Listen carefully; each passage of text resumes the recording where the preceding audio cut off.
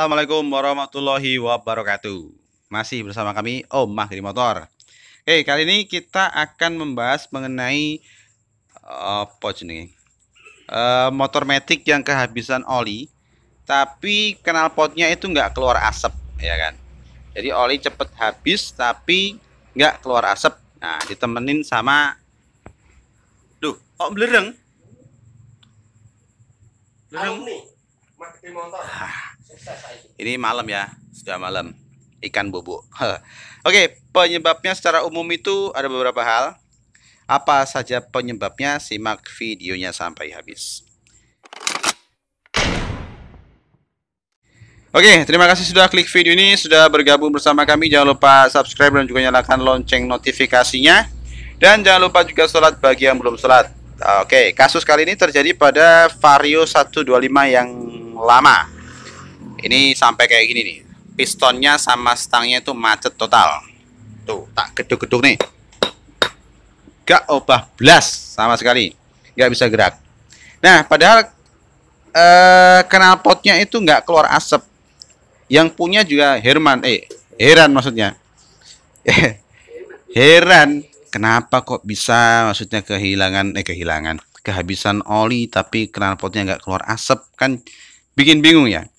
Nah, setelah kita selidiki, selidiki, itu ternyata penyebabnya khusus untuk motor yang ini ya. Penyebabnya itu karena kebocoran oli. Bisa dilihat tuh, oli. Di sana juga oli. Ini sepertinya bocornya itu dari perpak yang bagian depan, yang karet itu, yang tutup head. Ditutup head, alah ninjero mas, pokoknya karetnya yang depan itu ya, tutup headnya itu loh. Nah, oke. Nah, yang itu tuh, tutup headnya itu kan ada karetnya. Itu ternyata keras karetnya, jadi oli itu keluar lewat situ sampai terbang ke belakang, ya kan, terbang ke belakang. Karena memang untuk Vario ini kan dia nggak pakai kipas pendingin. Jadi oli itu ketika kena udara di depan, dia larinya ke belakang sampai bocor kayak gini. Bisa juga bocornya itu pada bagian seal-sealnya. Seal yang paling sering itu seal yang ini nih. Nah, seal askrek itu untuk matic, seluruh matic, khususnya Honda yang paling sering memang. Itu bocor biasanya. Nah, kalau yang bocor sini tuh biasanya tarikannya jadi lemot atau gredek, keder. Ditarikan awalnya itu bergetar. Nah, bergetar biasanya. Kalau untuk bocornya di depan seperti di luar itu nggak kerasa di sini ya. Nah, itu penyebab yang pertama itu adalah kebocoran. Jadi tanpa keluar asap pun kalau bocor otomatis oli akan cepat habis. Nah, seperti itu penyebab yang pertama. Penyebab yang kedua itu karena kelalaian. Nah, kelalaian ini bukan khususnya nih, kebanyakan itu mbak-mbak, ibu-ibu, remaja-remaja putri. Biasanya pokoknya numpak, nah pokoknya nggak dirasakan, nggak dicek oli itu udah berapa kilometer atau mungkin udah berapa tahun nggak diganti. Nah, karena saking lamanya otomatis oli itu juga terjadi penguapan kan Mas ya. Terjadi penguapan sehingga lama kelamaan mau nggak mau ya habis olinya. Jadi buat teman-teman harus sering-sering ngecek kondisi olinya. Nggak servis nggak apa-apa, yang penting ganti oli itu harus rutin. Gara-gara 50.000 bisa kehilangan 1 juta misalkan kayak gitu, karena kehabisan oli kan bisa kemana-mana masalahnya. Itu penyebab yang kedua, yaitu kelalaian. Dan yang ketiga, penyebab yang terakhir itu karena kualitas olinya yang jelek. Nggak tahu mereknya yang jelek atau olinya yang nggak asli. Sekarang kan banyak oli-oli yang bungkusnya itu ori, AHM, MPX misalkan, atau Yamalup misalkan, atau oli yang lainnya, Federal atau yang lainnya. Itu biasanya bungkusnya ori, bungkusnya asli, tapi dalamnya itu ternyata oli bikinan sendiri.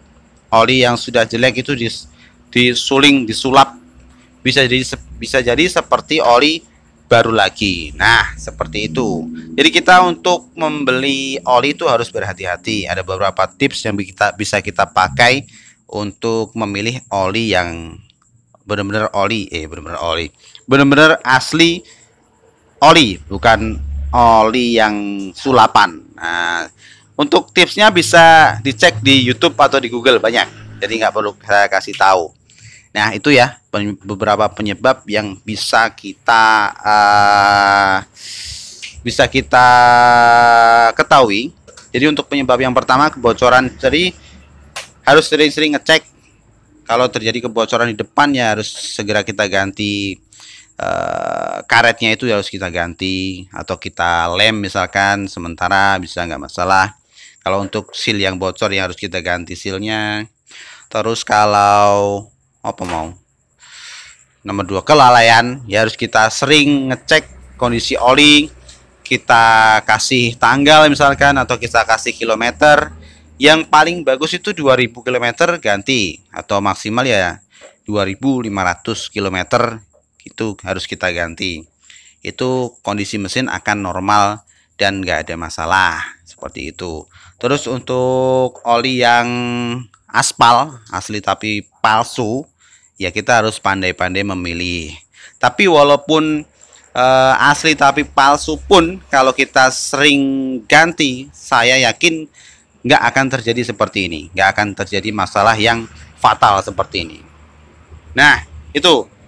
Jadi buat teman-teman yang mengalami masalah seperti ini, yang olinya sering habis, tapi padahal nggak ngebul, nggak keluar asap di knalpotnya, bisa dicek 3 poin itu. Oke ya, semoga informasi kali ini bermanfaat, bisa membantu teman-teman, dan semoga juga nggak terjadi masalah musibah seperti ini kepada teman-teman. Wah, oke ya. Jangan lupa subscribe Retnan Gadul channel, channelnya anak buahnya Omah Gede. Promo itu channel mengenai apa, Mas? Listrikan, Mas. Oh, kelistrikan. Jadi buat teman-teman yang pengen kesetrum, mampir ke channelnya Retnan Gadul. Oke. Sekian video dari saya, semoga bermanfaat. Jangan lupa subscribe dan juga nyalakan lonceng notifikasinya. Dan jangan lupa juga sholat bagi yang belum sholat. Terima kasih sekali lagi, semoga bermanfaat. Assalamualaikum warahmatullahi wabarakatuh.